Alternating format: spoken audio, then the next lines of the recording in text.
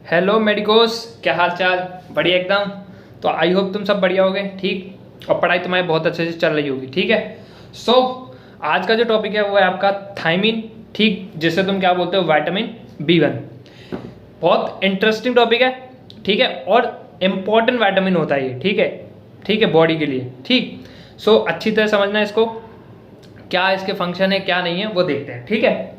सो चलो देखो, हमारे जो देखो थायमीन है ये, ठीक है, ये जो थायमीन होता है ना, ये आपका इसकी जो बायोलॉजिकल एक्टिव फॉर्म होती है, मतलब बायोलॉजिकल एक्टिव फॉर्म का मतलब क्या है कि ये आपका क्या करेगा, एंजाइम की हेल्प करेगा उस बायोकेमिकल रिएक्शन कराने के लिए, ठीक है। मतलब बायोलॉजिकल एक्टिव का मतलब यही हो गया कि ये बायोकेमिकल रिएक्शंस करा सकता है, कैपेबल होता है ये, ठीक है। तो उसे तुम बायोलॉजिकल एक्टिव फॉर्म बोलते हो विटामिन की। वो कौन सी होती है थायमीन की? वो होती है थायमीन पायरोफॉस्फेट, ठीक। तो ये थायमीन पायरोफॉस्फेट कैसे बना, देखो तुमने क्या किया, डाइट से तुमने थायमीन तुम्हें मिला, ठीक। जैसे वो स्टमक गया इंटेस्टाइन में तो वो एब्जॉर्ब हो गया। जैसे वो एब्जॉर्ब हो गया तो फिर क्या हुआ, उसे हमने कन्वर्ट किया एक बायोलॉजिकली एक्टिव फॉर्म में, जो कि रिएक्शन में पार्टिसिपेट करेगा, ठीक है। तो हमने क्या किया, थायमीन को थायमीन पायरोफॉस्फेट बनाया। सिंपल सी बात है, पायरोफॉस्फेट का मतलब क्या, दो फॉस्फेट हैं इसमें, ठीक। तो कौन आएगा इसमें, ATP, तो AMP निकल जाएगा, दो फॉस्फेट जुड़ गया, तो थायमीन पायरोफॉस्फेट। तो ये हमारा क्या हो गया, ये एक्टिव फॉर्म हो गई थायमीन की, ठीक, ठीक है। अच्छा, इसके फंक्शन क्या है, देखो, जो TPP का मतलब क्या है, थायमीन पायरोफॉस्फेट, ठीक। जो थायमीन पायरोफॉस्फेट होता है वो को एंजाइम की तरह काम करता है, ठीक है। और हाँ, और इसमें क्या क्या इसमें मतलब इसका फंक्शन क्या है, इसका फंक्शन ये होता है कि ये फॉर्मेशन करता है या डिग्रेडेशन करता है ऑफ अल्फा कीटोल्स बाय ट्रांसकीटोलेज, और ऑक्सीडेटिव डी कार्बोक्सिलेशन करवाता है अल्फा कीटो एसिड। अब समझ, देखो इस लाइन का मतलब क्या हुआ। पहली लाइन का क्या मतलब है कि फॉर्मेशन और डिग्रेडेशन ऑफ अल्फा कीटोल्स बाय ट्रांसकीटोलेज। देखो क्या मतलब है, ये रिएक्शन देखो, ये रिएक्शन मैंने तुम्हें पढ़ाई थी पेंटोस फॉस्फेट पाथवे में, ग्लूकोज मेटाबॉलिज्म में, है ना। तो मैंने तुम्हें बताया था कि वहाँ पे एक एंजाइम होता है ट्रांसकीटोलेज, जो कि किस विटामिन का यूज करता है, थायमीन पायरोफॉस्फेट, ये TPP। तो TPP क्या करता है इस रिएक्शन में, तो हाँ, इस रिएक्शन क्या करता है, देखो पहली बार ये समझो, ये अल्फा कीटोल्स क्या होते हैं, अल्फा कीटोल्स। देखो अल्फा कीटोल्स वो आपके ऑर्गेनिक कंपाउंड है जिसमें आपका एक कीटोन ग्रुप होता है और एक अल्कोहल ग्रुप होता है, ठीक। अब तुम एक बात बताना, जो राइबोस 5 फॉस्फेट है उसमें आपका कीटोन ग्रुप भी है ना, CO, और आपके अल्कोहल ग्रुप भी है, तो एक ये अल्फा कीटोन हो गया, ठीक। तो मैंने बोला कि ये TPP कोएंजाइम की तरह बिहेव करता है, किसमें, फॉर्मेशन और डिग्रेडेशन करता है, किसका, अल्फा कीटोल्स का, बाय ट्रांसकीटोलेज की मदद से। कैसे, ये अल्फा कीटोल है, ठीक है। तो इसने क्या किया, और ये रिएक्शन थी, है ना, थी ये वाली रिएक्शन पढ़ी है ना तुमने पेंटोफॉस्फेट पाथवे में, तो जाइलोस 5 फॉस्फेट और ट्रांसकीटोलेज, है ना। और मैंने, ठीक है, तो इसमें क्या होता है, इसमें राइबोस 5 फॉस्फेट जो होता है, ये कितने कार्बन का होता है, 5 कार्बन का, और जाइलोस 5 फॉस्फेट भी कितने कार्बन का होता है, 5 कार्बन का। तो ट्रांसकीटोलेज क्या करता है, जो 2 कार्बन राइबोस 5 फॉस्फेट में होते हैं वो किसको दे देता है, जाइलोस 5 फॉस्फेट को। फिर जाइलो 5 फॉस्फेट में 5 कार्बन का था, अब इसमें 2 जुड़ गए, तो क्या बन गया, सेडू हेप्टोलोस 7 फॉस्फेट, है ना। तो ये कितने कार्बन, 7। अब राइबोस ने 2 कार्बन दे दिए, कितने बचे, 3, तो क्या बन गया, ग्लिसरॉल्डिहाइड 3 फॉस्फेट, ठीक है। तो क्या हो रहा है कि तुम अल्फा कीटोल्स को बना भी रहे हो और तोड़ भी रहे हो, है ना। तोड़ना कैसे हो गया, यहाँ से तुमने कार्बन तोड़े ना, कितने, 5 कार्बन थे, 2 निकाले, वो किसने काम किया, ट्रांसकीटोलेज ने, किसकी मदद से, थायमीन पायरोफॉस्फेट की मदद से। तो 3 कार्बन में से 2 निकाल दिए, 2 इसको दे दिए, है ना। तो एक नया क्या बन गया, अल्फा कीटोल बन गया ना यहाँ पे, और यहाँ पे भी एक अल्फा नया कीटोल बन गया। समझ में आया, ठीक है। देखो हाँ सॉरी, ये यहाँ पे एक नया कीटोल बन गया ना, अल्फा कीटोल, ठीक है। सो ये पहली रिएक्शन थी, ठीक है, इतना समझ आया, बहुत सही, ठीक। अब देखो, अब इसमें देखो, अब दूसरा फंक्शन क्या है, in oxidative decarboxylation of alpha keto acids, ठीक। मैंने तुम्हें बताया था, क्रेब्स साइकिल पढ़ाई है मैंने, और लिंक रिएक्शन पढ़ाई है। तो यहाँ पे क्या होता है, पायरुवेट है, पायरुवेट एसिड लिंक रिएक्शन में क्या होता था, जो पायरुवेट था वो एसिटा कोएंजाइम में कन्वर्ट होता था। वहाँ पे एंजाइम आता था पायरुवेट डिहाइड्रोजनेज कॉम्प्लेक्स, पूरा मैंने बताया उसमें 3 एंजाइम होते थे, टेक पार्ट करते हैं, ठीक है। वहाँ पे कौन सा आपका कोएंजाइम काम आता है, वहाँ पे आपके 5 कोफैक्टर काम आते हैं, है ना। लाइपोइक एसिड हो गया, टीपीपी हो गया, ठीक है, ये सब काम आते थे। लेकिन मैं इस रिएक्शन में बात करूँ तो कौन काम आ रहा है, थायमिन पायरोफॉस्फेट यहाँ पे भी काम आता है। तो ये ऑक्सीडेटिव डीकार्बोक्सिलेशन हो गया। समझ में आ रही है मेरी बात, ये क्या हो गया, ऑक्सीडेटिव डीकार्बोक्सिलेशन क्यों बोला, क्योंकि देखो यहाँ पायरुवेट डिहाइड्रो कॉम्प्लेक्स है और उस कॉम्प्लेक्स में आपके NADH, NAD+ और FADH ये सब यूज होते हैं, है ना। तो ये किस में तो वो क्या कर रहे थे, ऑक्सीडेशन कर रहे थे। सिंपल सी बात है ना, एक तो ऑक्सीडेशन कर रहे थे, है ना, और यहाँ पे क्या हो रहा है, CO2 निकल लिया, तो ऑक्सीडेटिव डीकार्बोक्सिलेशन कर रहा है ना कौन, TPP, ठीक है। तो ये ध्यान रखना है इसको, ठीक। और एक और देखो, क्रेब्स साइकिल में अल्फा कीटोग्लूटरेट है, सक्सेनिल कोएंजाइम में कन्वर्ट हो रहा है। तो यहाँ से क्या हो रहा है, CO2 निकल ली है ना, है ना, CO2 निकल ली है। और यहाँ पे एंजाइम कौन सा था, अल्फा कीटोग्लूटेट डिहाइड्रोजिनेज है ना। डिहाइड्रोजिनेज का मतलब क्या है, यहाँ ऑक्सीडेशन भी हो रहा होगा, है ना, ऑक्सीडेशन भी हो रहा होगा, और क्या है, CO2 भी निकल ली है। तो क्या हो गया, ये ऑक्सीडेटिव डीकार्बोक्सिलेशन किसका, अल्फा कीटो एसिड, ये अल्फा कीटो एसिड ही तो है। और कौन कर रहा है ये वाला काम, एंजाइम कर रहा है, लेकिन किसके द्वारा, थायमिन पायरोफॉस्फेट, ठीक है। तो ध्यान रखना है इस रिएक्शन को, ठीक है, इतना समझ आया, ठीक। अब एक चीज़ और समझो कि थायमिन की डिफिशियंसी से, एक मिनट, हाँ, थायमिन की डिफिशियंसी से आपको मतलब कौन कौन सी डिसीज होती हैं, ठीक है। तो ध्यान से समझना। सबसे पहला है आपका थायमिन की डिफिशियंसी से आपका एक तो बेरी होती है और एक वर्निके कोर्सैकॉफ सिंड्रोम, ये दोनों ही आपकी थायमिन डिफिशियंसी कॉज होती हैं, ठीक। अब बेरी है, बेरी इसमें 2 टाइप की होती हैं, एक होती है वेट बेरी, एक होती है ड्राई बेरी, ठीक है। वेट बेरी में कौन सा सिस्टम इसमें अफेक्ट होता है, कार्डियोवैस्कुलर सिस्टम, ध्यान रखना। ड्राई बेरी में कौन सा सिस्टम अफेक्ट होता है, central nervous system, peripheral nervous system affect होता है, ठीक, इतना समझ आया, ठीक है, ठीक। अब एक बात समझना कि वेट बेरी में कि जब कार्डियोवैस्कुलर सिस्टम अफेक्ट होता है, ठीक है, तो इसमें वेट बेरी ठीक है, तो इसमें क्या क्या चीज़ें होती हैं ये देखना। मतलब वेट बेरी जो है ये 2 टाइप में है ना, एक वेट बेरी और एक ड्राई बेरी। वेट बेरी में CVS अफेक्ट होता है ना, और ड्राई बेरी में CNS और पेरिफेरल नर्वस सिस्टम अफेक्ट होता है, ठीक। तो इसको हम वेट बेरी क्यों बोलते हैं ये समझना। देखो आपका क्या होता है, वेट बेरी में जब थायमिन की डिफिशियंसी होती है, थायमिन का लेवल कम होता है, तो जो ब्लड वेसल्स होती है ना, ठीक है, उनमें क्या होता है, वेजोडाइलेशन होने लगता है। वेजोडाइलेशन का मतलब क्या है, जो ब्लड वेसल होती है अपना साइज बढ़ाती हैं, ठीक। तो जैसे ही थायमिन की डिफिशियंसी होती है तो ब्लड वेसल का क्या होता है, वेजोडाइलेशन होता है।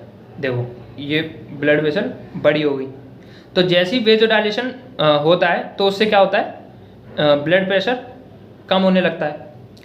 जैसे ही ब्लड प्रेशर कम होने लगता है तो क्या होता है, हार्ट को सिग्नल मिलता है कि हाँ भाई बॉडी में ब्लड प्रेशर कम हो रहा है, तो मुझे और ब्लड प्रेशर कम हो रहा है, सिंपल सी बात है, ऑर्गन तक या टिश्यू तक जो ब्लड है वो कम पहुंच रहा है, सिंपल सी बात।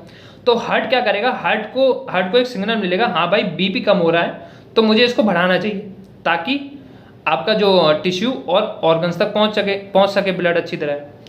तो क्या होता है, फिर हार्ट को सिग्नल मिलता है, ठीक। हार्ट क्या करता है, हार्ट अपना कार्डियक आउटपुट बढ़ाता है।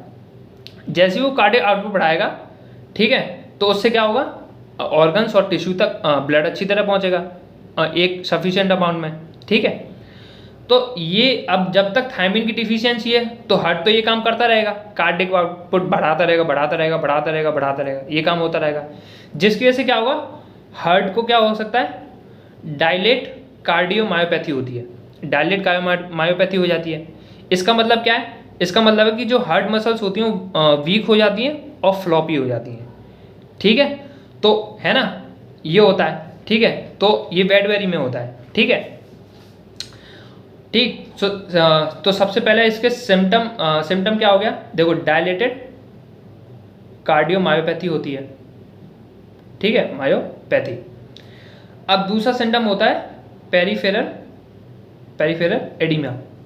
पेरिफेरल एडिमा क्या है कि देखो जब ये वेज़ोडाइलेशन होता है ना, ठीक, तो फ्लूइड जो होता है ना वो बाहर निकलने लगता है, ठीक, जो फ्लूइड होता है वो बाहर निकलने लगता है, जिसकी वजह से ये डिपॉजिट होने लगता है कहाँ पे, एक्स्ट्रा सेलुलर स्पेसेस में, ठीक है। जैसे ही वो डिपॉजिट होने लगता है एक्स्ट्रा सेलुलर स्पेसेस में, तो क्या कॉज होता है, पेरिफेरल एडिमा, ठीक है। इतना समझ आया, इसलिए इसको वेट बेरी कहा जाता है, ठीक।